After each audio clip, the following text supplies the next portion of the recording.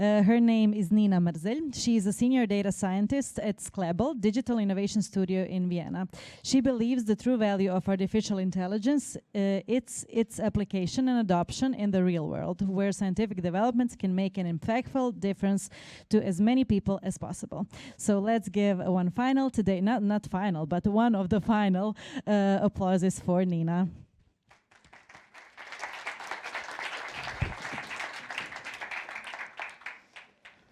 Okay, so imagine you're developing a machine learning system.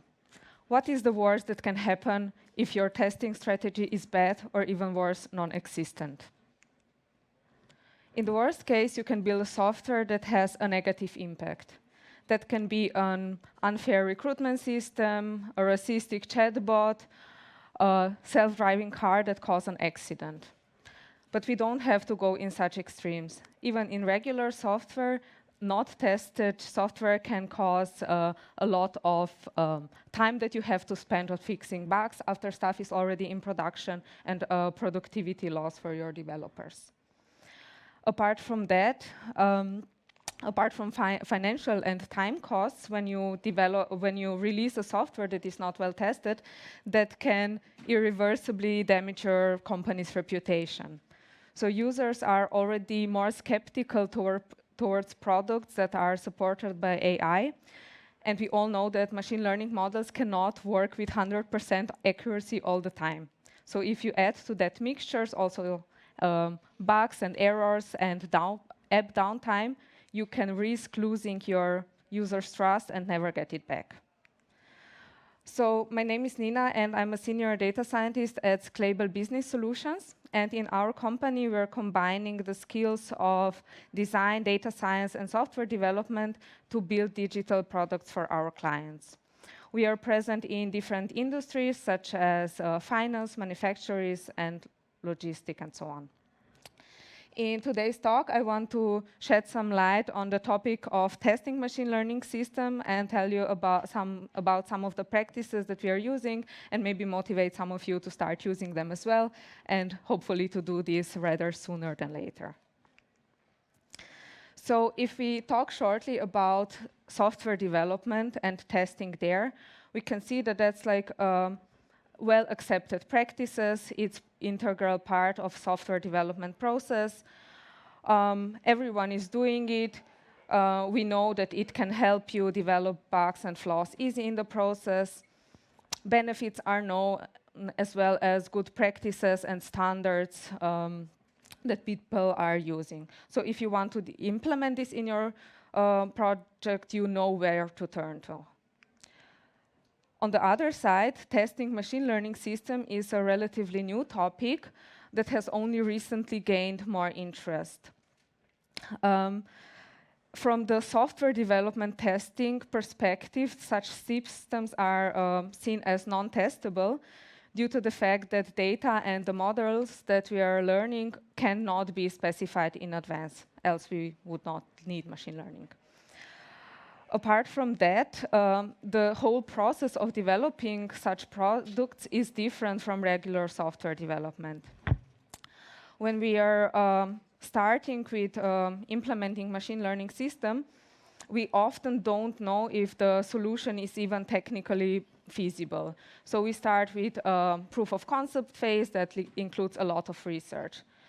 And in this uncertain phase, the good software development practices are suffering, such as testing. And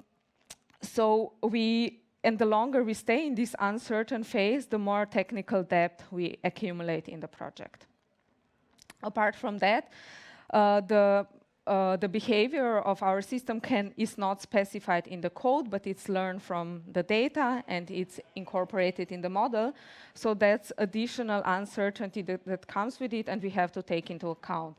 So when testing machine learning systems, we have to test the data, the models, as well as code.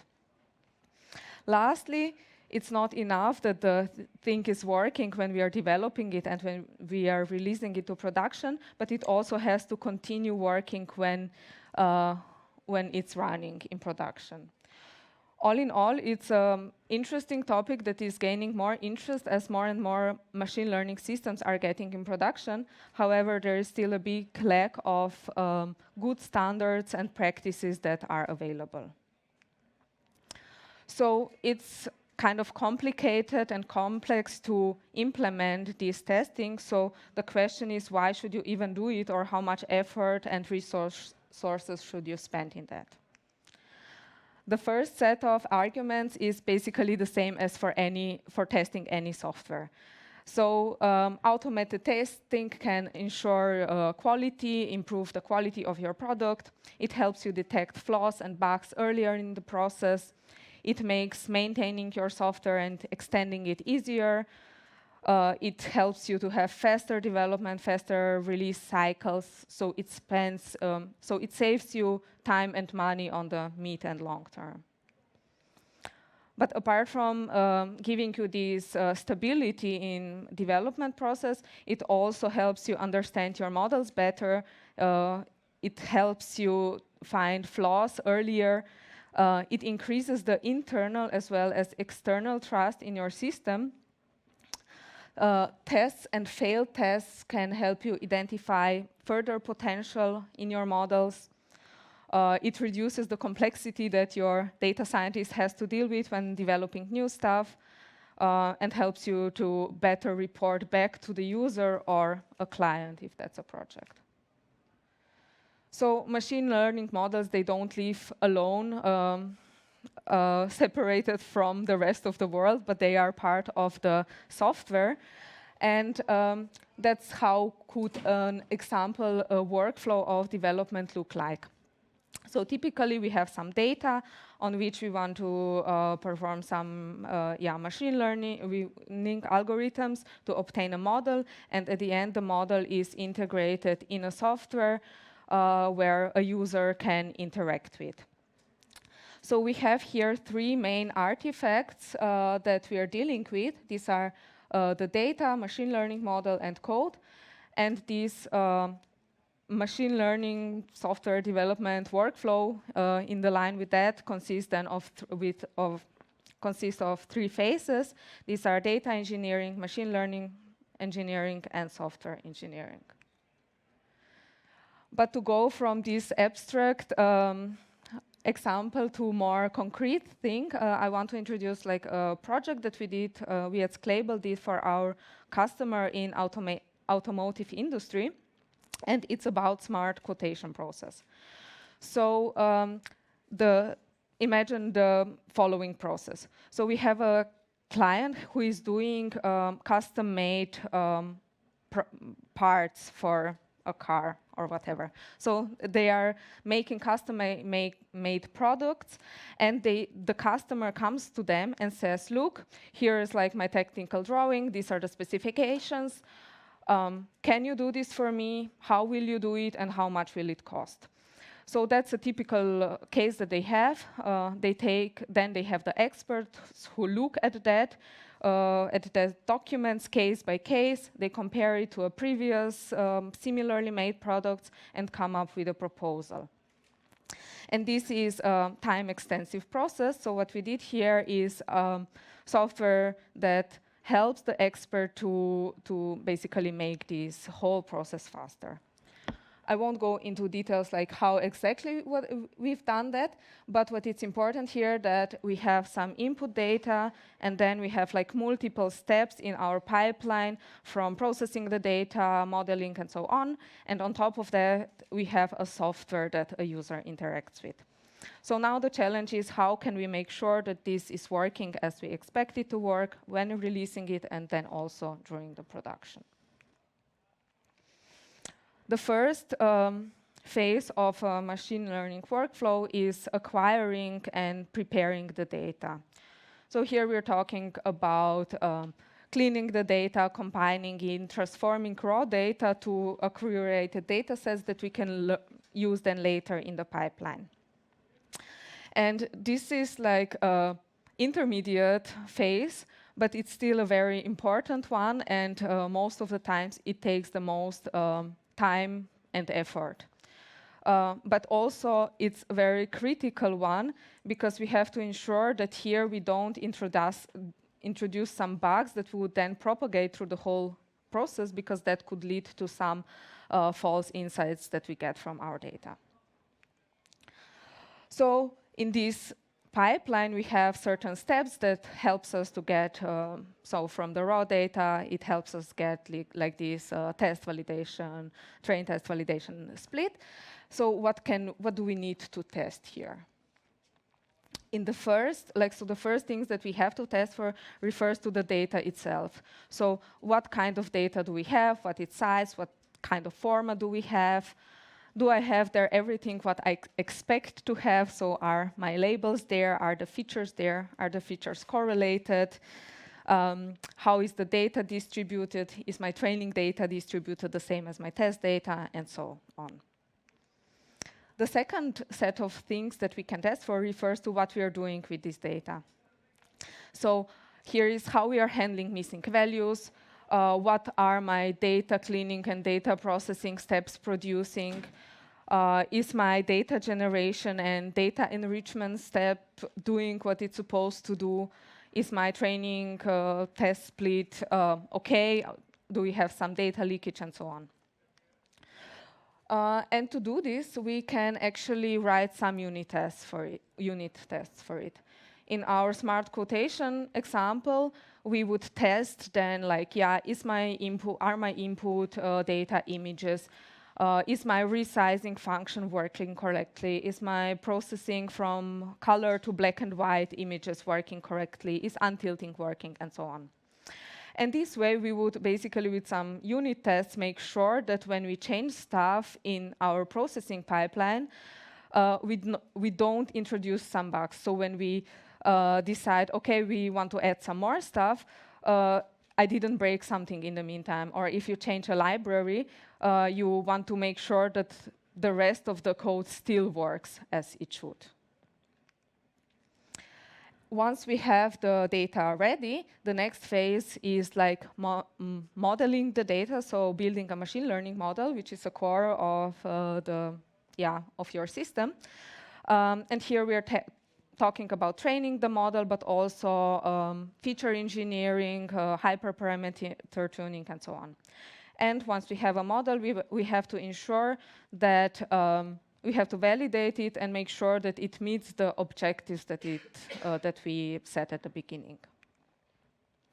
So we can here differentiate between evaluating the performance of the model and testing the model itself. So when we want to evaluate the performance, we are talking about measuring the predictive power of my model. So how well did it learn what it was supposed to learn? And since we can have multiple steps in the pipeline, and we often have them, we can measure first the performance of these individual components, but then in the end, we're also interested in the performance of the end-to-end pipeline. So in the quotation process, again, we would firstly evaluate the performance of my OCR and named entity recognition pipeline. Then we could check the performance of the model that predicts feasibility of the production, the model that suggests number of steps, the model that then suggests the full production flow, and so on. But it's not enough to just test these specific encapsulated components, but what we are also interested in is the performance of the full end-to-end pipeline. So given the set of my technical drawings that I get as an input, and knowing the ground truth, what is then the performance of the end-to-end pipeline? So this has to be part of testing, because after you do some changes, when you improve your model, when you modify your model, and before deploying it, you want to make sure that the performance is still good enough for your use case. And you can do this instead of manually putting in 10 PDFs. You can write automated tests for doing so. What comes next is then monitoring the performance in the production, which is then another rather challenging task. So this performance evaluation gives you somehow a higher level overview what's going on. But once the things are not working as you want them to work, they don't give you insights on what can be wrong and what can you improve. So that's why we also need a separate testing for the models itself. Here we can do, for example, some invariance checks. This means that making sure that the features or that the things that should not make an impact on the outcome also don't have it. For example, when dealing with named entities, we don't want that the name itself has an impact. We could do some directional expectation tests. This means that when you are increasing or decreasing values of some inputs, you expect the outcome to reflect this change. So for example, if I'm predicting the price of production, I would expect that more steps in this production flow would lead to a higher price. The next thing that we should do, and at least from this I always do it in contrast to the other ones, is this minimal functionality test, which means that you have some examples, some inputs for which you calculate the outputs that are then checked every time when you do the changes. So that's not meant to be to check the performance, but rather to ensure that the changes that happen, if they happen, make sense. So that if after you updated your model, now you're getting different results, that your developers, your data scientists understand why is this and that this makes sense and it's not just a side effect of a bug that you caused. Last, we should also not forget about fairness, bias, and inclusion tests, especially if you're working with personal data and building a software that impacts the decision about people's lives. But this is also a kind of standalone topic that I don't want to go into details now. At the end, the machine learning model is not isolated artifact. But it's part of a software. So we have to make sure that at the end, when we are integrating this model in the software itself is also well tested. So this is the last part, or the last phase of this machine learning software development workflow, is integrating already engineered model into some business applications, a mobile app, web app, to do so reliably, we have to also make sure that our machine learning infrastructure plays well with the rest of it, and also that the rest of the software is well tested. So we have now get a bit of an idea what are the most basic steps in testing machine learning systems. However, there are still a lot of unsolved challenges in there.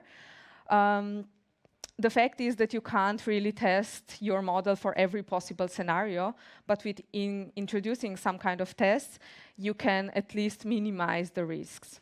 So in my opinion, the most challenging part comes after the development is done, so after the thing is already running in production. So ensuring, measuring what is happening with the data. Are your models still relevant? Is the model fair?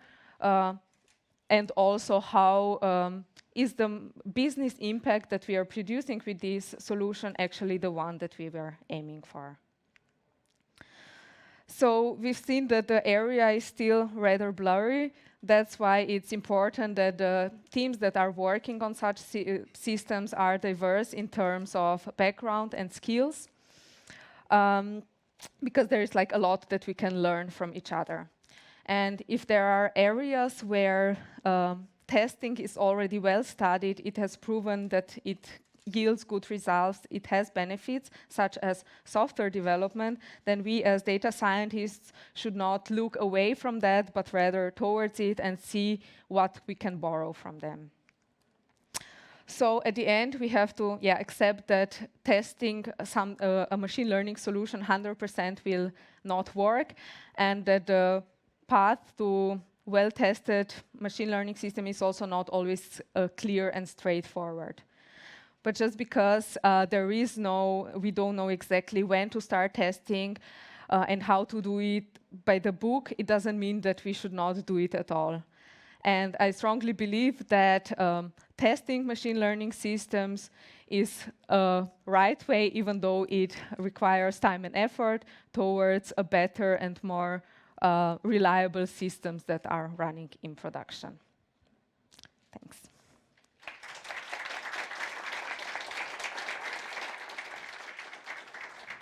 Thank you, Nina. I think that we have some time for some questions. Mm-hmm.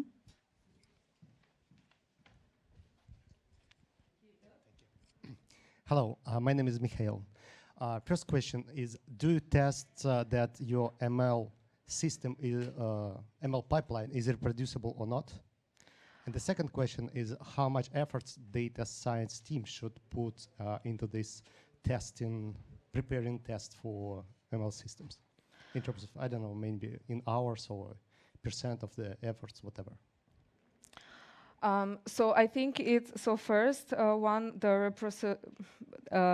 whether we test for reproducibility, I would say in some cases yes, but like if you have a model that is like not, you can always have reproducible results, but like at least the testing pipeline should have some, I don't know, some random seed where you ensure that the results is as you would expect it to be. And the second one, how much effort, it's rather hard to estimate in hours, but I would say same as in like when developing a regular software, at the beginning that would maybe be more of an effort because your team is still kind of learning how to do this, but with the time this gets less, and also it helps you to develop the product faster. The issue is that like when the longer you have this project developing, the more complicated it gets. And also the data scientists, like when working on such projects, there is often like a lot of frustration and maybe uncertainty, and you're not sure like whether now the new changes that you did are good or not. But once you have like a good tests coverage of your system, this gets like way faster, and I think your confidence in the solution grows. Okay, thank you. And what about business? How to argue to the business that we need to spend some time for testing? We normally argue it in a way of, you like on a so if it's a proof of concept, it's hard to argue it. But as soon as you want, but that's not the goal. So the goal is for you to have something in production, and there the reasoning is clear that with the testing you will have a faster development if you look at it mid or long term. Yeah, makes sense. Thank you. Thank you. I see one at the back here. Hi, I'm Spila. So I have several questions. So first is maybe a bit similar. So I'm just wondering, do you have some estimates, for example, how much longer did it took you to implement this, to develop this project? If you compare with the estimated time if you would not be writing tests?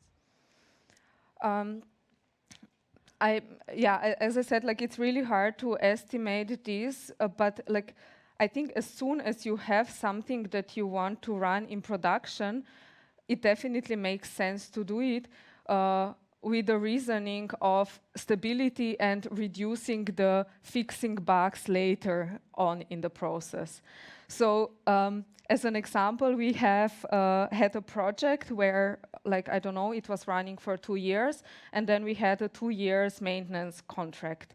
And there we had to make sure that we won't spend these 2 years when we are maintaining the software, basically working on it, I don't know, half time fixing bugs. So we actually made the software like properly. We test it ran really well, and in the end we got complaints from the customer that in the scope of our maintenance work we are not doing anything because things were just working. And then it depends, like if you are the company who are who are developing a product, of course you don't want to spend time bug fixing. So I think it's rather clear that you want to avoid this in the future. But if you're, I don't know, if you're a bad service company that are charging your client per hour, then maybe fixing bugs is also a way to go, but I don't think so. Thank you. Another question. So in terms of cultural shift, for example, Yeah. so I imagine that there was a time when you didn't write test and then you did start. So my question is, did you have, let's say, in the team some, let's say, senior software developers where you could learn from, or did you had some training? Did you learn this by yourself? Yeah, so that's a very good point. I think like one reason why machine learning systems are not tested well is how the data science teams are built, because data scientists typically come from different backgrounds. So you have, there are some people who have computer science backgrounds, but you also have people with only, mathematical backgrounds, or they come from a domain, from a certain domain, with a certain domain expertise. So, from research where the software development practices are not that well developed. So there, I think it's very important that you have like good software developers in the team who knows these practices and who can also then actually talk to the team and tell them about the benefits. Because if you just say to the team, okay, like now apart from what you're doing, also write the test, but no one tells you what is the benefit of it, I don't think the team would do it. So you had a good point. The senior people in the team, the ones who already have experience with that and know the benefits, are the ones who are good, good ones to promote these practices. Thank you. Thank you. Are there any more questions here? Hi.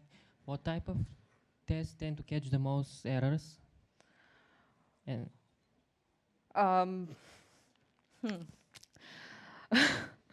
That's a good question. I can't answer that. I think it's like, for me, I would say the data processing steps. So the maybe not the simple ones, but if you have, if you're extracting some data, then you're doing something with it, combining it, into graphs, and then from that extracting some data.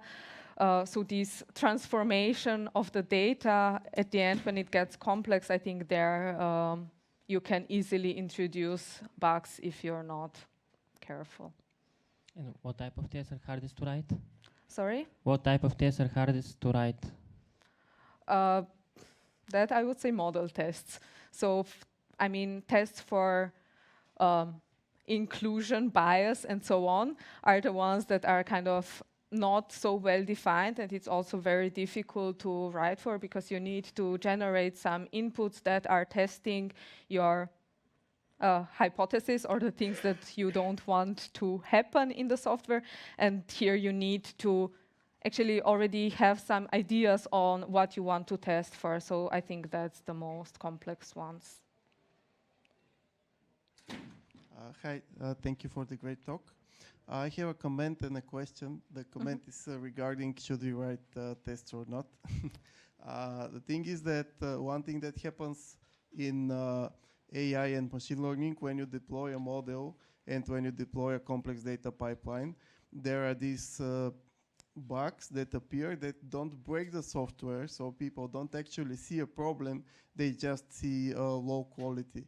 And that's the thing, that's why it's more important to test the models and the pipelines than like regular software, because with regular software it just breaks, the user reports it, and you fix it. But here there are cases, at least in my experience, that you deploy the system, it starts working, and 6 months later you understand that you reported one accuracy, but in production it's completely different because there is some bug that you didn't see.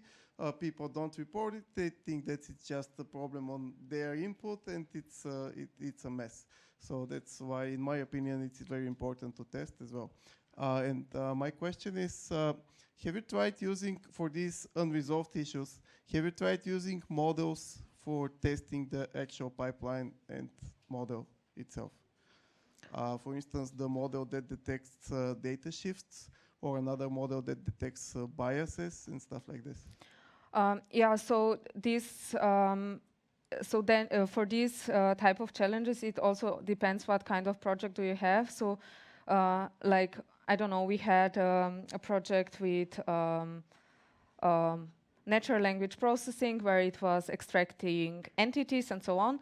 And there, so for such projects, you also have already solutions that help you guide for what are all the things that you should test for regarding the bias and so on. Like, I don't know, changing all the names and see if, I don't know, you're biased against foreign names and stuff. But the challenge here is that these are the known issues, but for example, if you have already in your data there is bias, I don't know, if you have a recruitment system and during your whole recruitment history you were biased against women, then your model will learn this as well, and at the end you will have a biased model, but you won't know. So this is, I think that's still an open issue on how to test for such stuff. Thank you. Nina, thank you so much for an amazing presentation, and thank you for your great questions. I hope to see you again tomorrow here, and I'm really looking forward to it. Have a nice evening, and let's now give a big round of applause for you. And for you, Nina.